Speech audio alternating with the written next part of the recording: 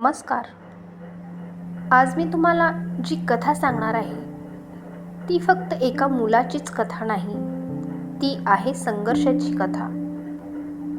भुकेची, अपमानाची आणि तरीही हार न मानणाऱ्या जिद्दीची. ही कथा ऐकताना कदाचित तुमच्या डोळ्यात पाणी येईल, पण शेवटी एकच प्रश्न उभा राहील, तो म्हणजे परिस्थिती मोठी असते की स्वप्न. पहाटेचा अंधार आणि एक लहानसा मुलगा. शहर अजून झोपलेलं असतं आणि रस्त्यावर ना गाड्यांची वर्दळ ना माणसांची गडबड. पण त्या शांततेत एक लहानसा आवाज ऐकू येतो,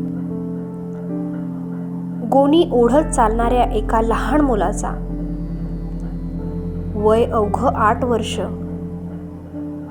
डोक्यावर मळकट टोपी, अंगावर फाटका शर्ट, पायात चप्पलही नाही, हातात मोठी गोणी जिच्यात त्याचं आजही जगणं आहे.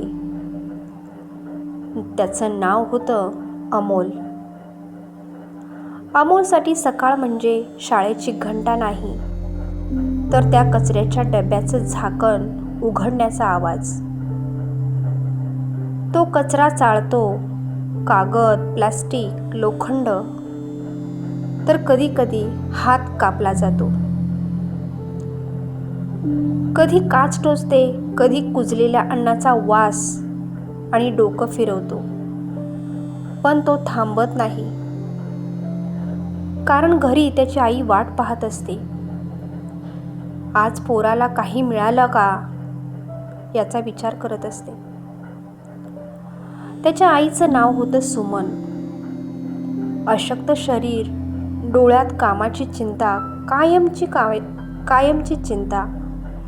नवरा दारूच्या व्यसनात गेला, एक दिवस घरातून निघून गेला आणि परत आलाच नाही. त्या दिवसापासून आई आणि मुलगा या जगाशी एकटेच लढत होते. आई म्हणायची, अमोल, पोरगा असायला हवं होतं तू, पण परिस्थितीने तुला लवकर मोठं केलं. रस्त्यावरून चालताना, ए कचरेवाला, बाजूला हो, अरे याला हात लावू नकोस, हा मुलगा नाही, घाण आहे, हे शब्द त्याच्या कानावर नाही, थेट मनावर बसायचे. कधी एखादा माणूस पाणी फेकायचा, कधी कुत्रे हुसकावायचे, तर कधी लहान मुलं त्याला दगडसुद्धा मारायची. तो काही बोलायचा नाही, फक्त गोणी घट्ट धरायचा. कधी कधी पूर्ण दिवस कचरा वेचून त्याला फक्त 20-30 रुपये मिळायचे. त्या पैशात औषधांसाठी आईच्या औषधं आणि दोघांसाठी अन्न एकाच वेळचं. अमोल आधी आईला खायला द्यायचा आणि स्वतः म्हणायचा, आई मला भूक नाही.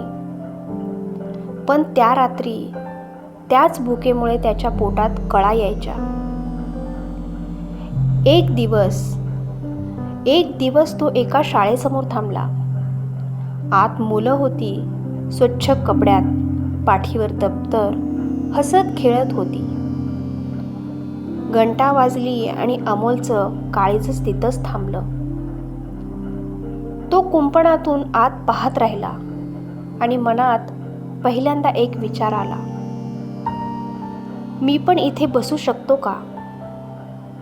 त्याच दिवशी संध्याकाळी कचऱ्यात एक फाटलेलं पुस्तक सापडलं. अक्षर त्याला कळत नव्हती, पण पानांवरची रेषा त्याला ओढता येत होती. तो पुस्तक घरी घेऊन आला आणि आई म्हणाली, हे कशाला रे, विकून पैसे मिळतील ना याचे. तो हळूच म्हणाला, आई मला शिकायचं आहे. आई गप्प बसली. आईच्या डोळ्यात पाणी आलं. त्या रात्री रस्त्याच्या दिव्याखाली अमोल बसला. पुस्तक उघडलं आणि ABC तो उच्चार चुकवत होता. पण प्रयत्न सोडत नव्हता. रस्त्याने जाणारे लोक त्याला हसायचे. कचऱ्यातला शहाणा झाला वाटतं असं म्हणायचे. पण अमोलच्या मनात पहिल्यांदा एक वाक्य पक्क झालं. मी कचऱ्यात जन्मलो असेन पण कचऱ्यात मरणार नाही. आणि याच रस्त्याच्या दिव्याखाली एका फाटलेल्या पुस्तकापासून अमोलच्या आयुष्याला नवं वळण मिळणार होतं. कारण लवकरच त्याच्या आयुष्यात एक माणूस येणार होता जो त्याला कचरेवाला नाही तर तो विद्यार्थी म्हणवणार होता. कालपर्यंत जो मुलगा रस्त्याच्या कडेला उभा राहून शाळेची घंटा ऐकत होता, आज त्याचं आयुष्य एक वेगळंच वळण घेणार होतं. पण लक्षात ठेवा, परिस्थिती जेव्हा बदलते तेव्हा आधी परीक्षा घेत असते. अमोल आता रोज रात्री रस्त्याच्या दिव्याखाली बसायचा. त्या फाटलेल्या पुस्तकावर त्यांची बोटं फिरायची. A, B, C, कधी Dच्या पुढे काहीच नको वाटायचं. कधी राग यायचा तर कधी अक्षरं डोळ्यांसमोर नाचायची. पण एक गोष्ट ठरवली होती, आज शिकायचंच. आई लांबून पाहायची. तिच्या डोळ्यात भीती नव्हती, भीती होती. हे स्वप्न जर तुटलं तर माझं पोरगं पूर्णपणे तुटून जाईल. एक दिवस अमोल अभ्यास करत असताना त्याला जाणवलं कोणीतरी त्याच्याकडे पाहतंय आणि तो दचकला. समोर उभे होते मध्यमवयीन साध्या कपड्यातले एक शिक्षक. ते शांतपणे त्याला म्हणाले, बाळा, इथे काय करतोयस? अमोल गडबडला आणि पुस्तक बंद केलं. हळूच म्हणाला, शिकतोय. शिक्षकांनी विचारलं, तुझं नाव काय? अमोल. शाळेत जातोस का? तो खाली पाहत म्हणाला, नाही. कारण विचारण्याआधीच तो उत्तर ऐकण्याची सवय लावून घेतलेली होती. गरीब आहेस ना? पण त्या शिक्षकांनी वेगळंच विचारलं, का नाही जात? अमोल पहिल्यांदाच कुणासमोर बोलला, आई, दारुडा वडील, कचरा, भूक आणि पैसे, सगळं. शिक्षक शांत ऐकत होते. शेवटी म्हणाले, बाळा, तुला शाळेत जायचं पूर्ण हक्क आहे. अमोलला त्या वाक्याचा अर्थच कळला नाही. हक्क? दुसऱ्या दिवशी ते शिक्षक अमोलला सरकारी शाळेत घेऊन गेले. मुख्याध्यापकांनी कपड्यांकडे पाहिलं, हाताकडे पाहिलं आणि क्षणभर शांत बसले. आणि मग म्हणाले, शिकायची इच्छा आहे? अमोल म्हणाला, हो सर, खूप. त्या दिवशी एक कागदावर सही झाली आणि अमोल पहिल्यांदा विद्यार्थी झाला. शाळेत पाऊल टाकताच मुलं कुजबुजली. हा कचरेवाला आहे, याच्याजवळ बसू नकोस. अमोल शेवटच्या बाकावर बसला. त्याला अक्षर येत नव्हती, गणित येत नव्हते, पण लक्ष होतं पूर्णपणे. शिक्षकांनी प्रश्न विचारला आणि तो उभा राहिला, पण उत्तर आलंच नाही. संपूर्ण वर्ग हसला आणि तो घरी आला. आईने विचारलं, कसं गेलं रे? तो काहीही बोलला नाही. रात्री तो रडला. पहिल्यांदा शिकण्यामुळे रडला. दुसऱ्या दिवशी तेच शिक्षक त्याच्याकडे आले आणि म्हणाले, बाळा, हसणारे आज आहेत, उद्या नाहीत, पण प्रयत्न करणारा नेहमी राहतो. ते वाक्य अमोलच्या मनात कोरलं गेलं आणि दिवसा शाळा, संध्याकाळी कचरा आणि रात्री अभ्यास सुरू केला. आई आजारी पडू लागली. औषधासाठी पैसे कमी पडू लागले. कधी कधी अमोल शाळा बुडवायचा, पण शिक्षकांनी त्याचा हात सोडला नाही. 10वीची परीक्षा आली. अमोल मन लावून अभ्यास करत होता. पण निकाल लागला आणि नापास. सगळं संपल्यासारखं वाटलं. लोक म्हणाले, आम्ही आधीच सांगितलं होतं की हा नापास होणार, हा काय भविष्य घडवणार.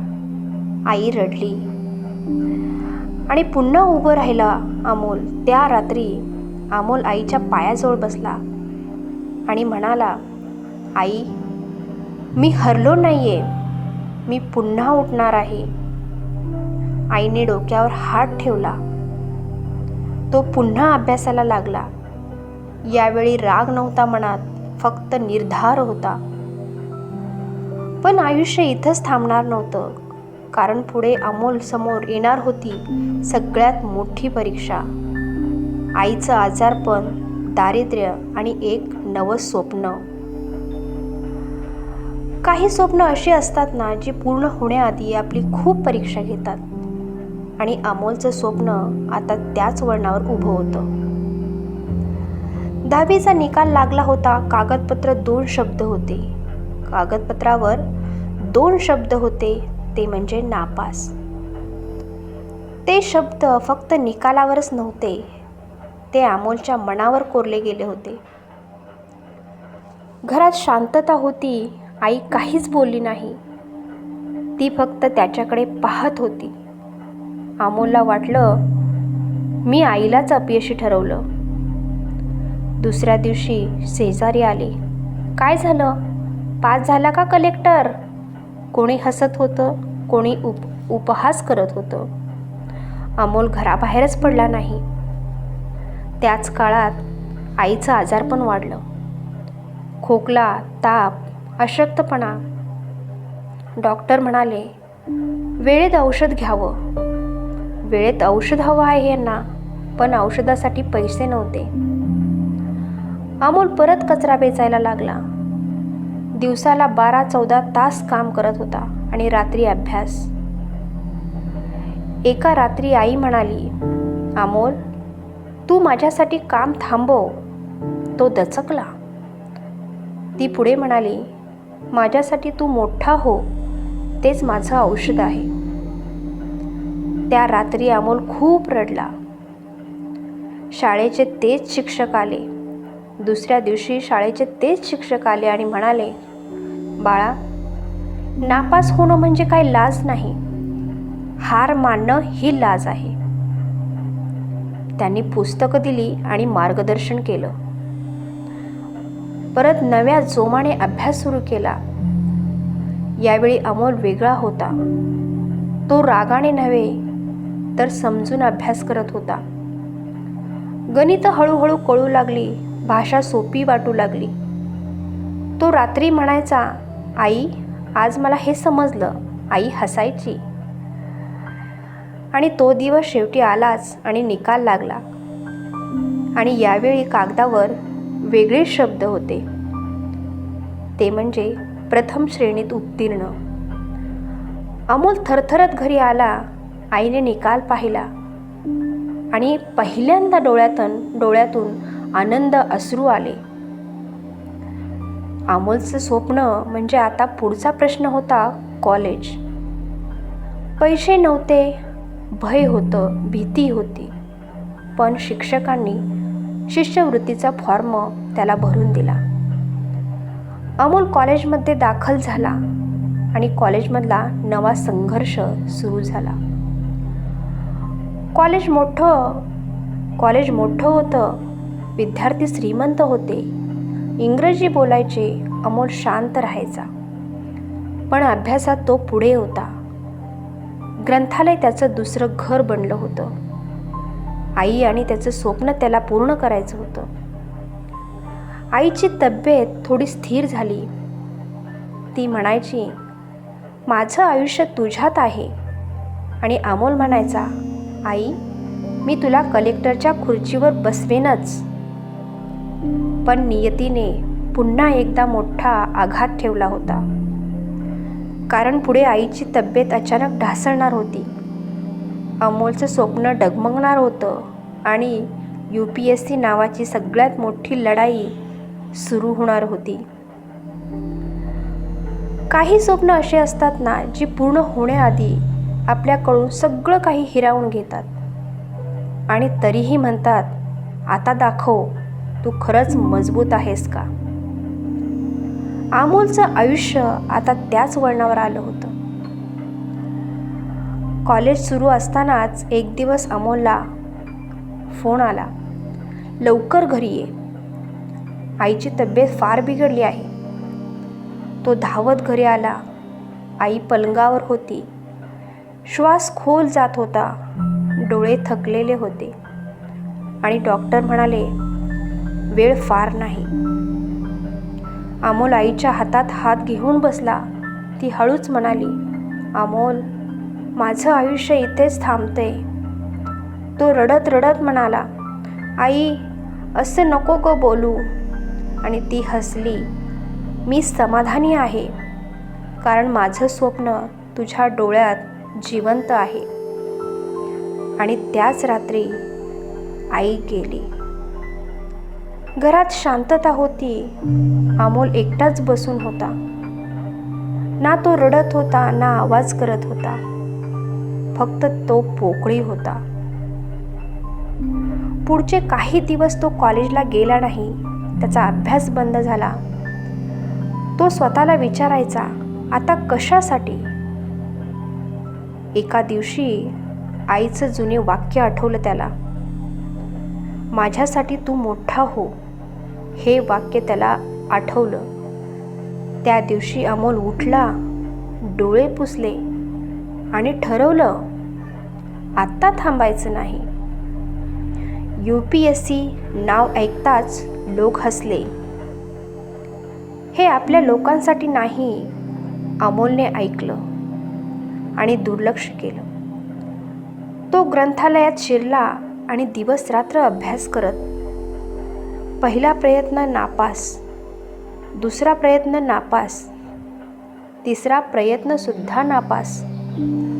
लोक म्हणाले, आता तरी थांब. आईच्या फोटोसमोर उभा राहून तो म्हणाला, आई, हा माझा शेवटचा प्रयत्न. तो दिवस जो सगळं बदलतो. निकाल लागला आणि अमोलचं नाव यादीत आलं. तो रडला आणि पहिल्यांदा पूर्ण मोकळेपणाने. आज अमोल जिल्हाधिकारी आहे, त्याच शहरात जिथे तो कचरा वेचायचा. एका कार्यक्रमात एक गरीब मुलगा त्याच्याकडे पाहत होता. अमोल खाली वाकून म्हणाला, तू पण मोठा होशील. ही कथा फक्त अमोलचीच नाही, ही कथा आहे स्वप्न बघणाऱ्या प्रत्येकांची. तर आज जो हार मानतोय तो उद्याचा कलेक्टर असू शकतो का? जर ही कथा तुमच्या मनाला भिडली असेल तर लाईक करा, शेअर करा आणि अशाच प्रेरणादायी कथा ऐकण्यासाठी आपल्या चॅनेलला सबस्क्राईब करा. धन्यवाद.